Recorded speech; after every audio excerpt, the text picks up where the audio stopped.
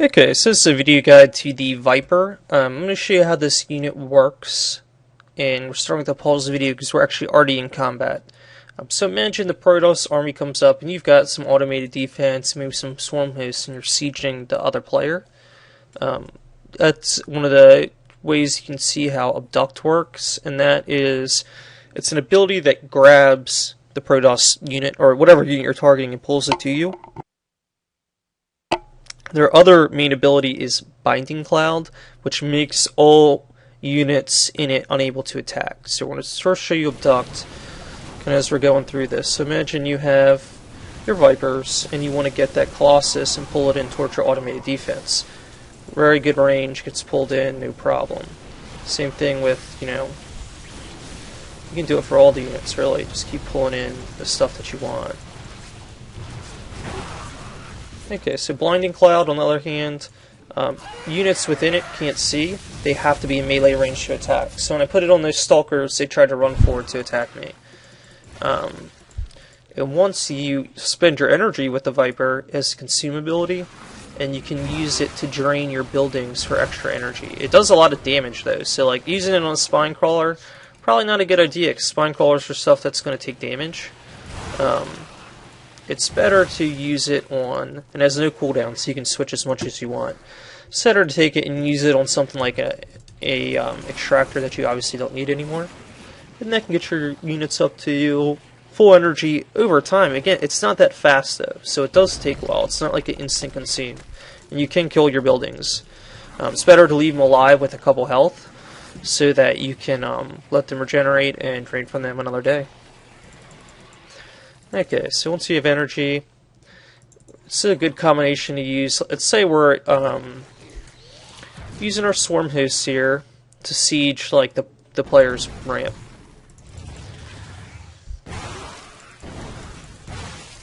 So what they're going to do is, we can rally our units down here and start killing their base, and anytime anything comes close, we can back our swarm hosts up with Hydralisks or automated defense. And then when something comes close, we just snag it, and with the Abduct. And if you have really good micro, you can actually use like a chain Abduct where you're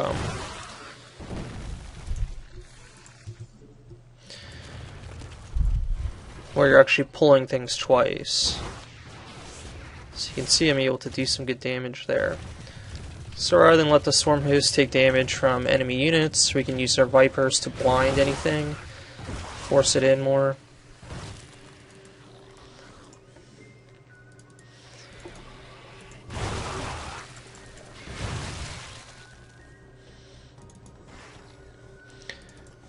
Okay, so I'm just waiting. I want the computer to attack one more time so I can show you. So you can see the abilities in action again.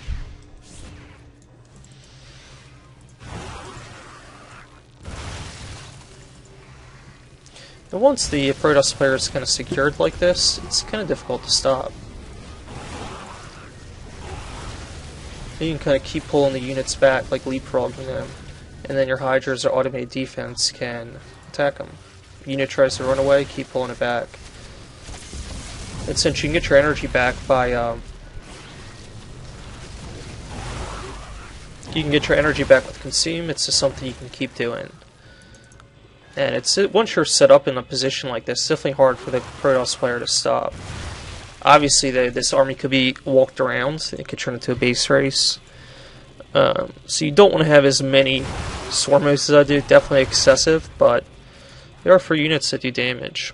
I just want to show you but again, this video is just about the Viper. The only other couple things I haven't mentioned yet are that the Viper requires Hive technology, but no Spire. It's a flying unit, but it doesn't require anything but a Hive. It basically lets, and just some more talk about like the abductability. This basically lets the Protoss player grab Colossus from a far range, and that pretty much gives the Zerg another anti-Colossus unit that isn't a corruptor. So if you're doing Roach Hydra, pretty standard build, you can use Abduct to kill Corruptors once they come out onto the map. Whereas previously, you had to get Corruptors out if you saw Colossi, which meant you had to get a Spire, you had to get a separate set of upgrades. Now the Zerg could be way more efficient. Just use Abduct to kill Colossi, and just use Roaches and Hydras, just focus on Roach Hydra upgrades, not build a Spire, not waste all those extra resources on a tech that they might not want. So it's definitely, they're definitely a very useful unit. And the Binding Cloud in particular is incredibly strong versus siege tanks.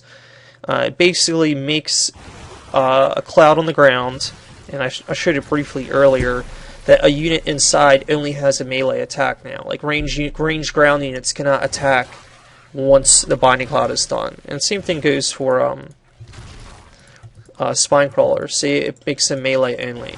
So it's good to use an automated defense so that you can attack where you can't be hit back. So, I mean, obviously that would be on the enemy's defense and not your own. But what it says, trying to say, hey, the Binding Cloud, since it takes away the melee attack and it lasts in a small spot, most units are just going to move out of it, but it's particularly good when you use it on a siege tank. A siege tank in siege mode can't move, so obviously that's going to be a limitation.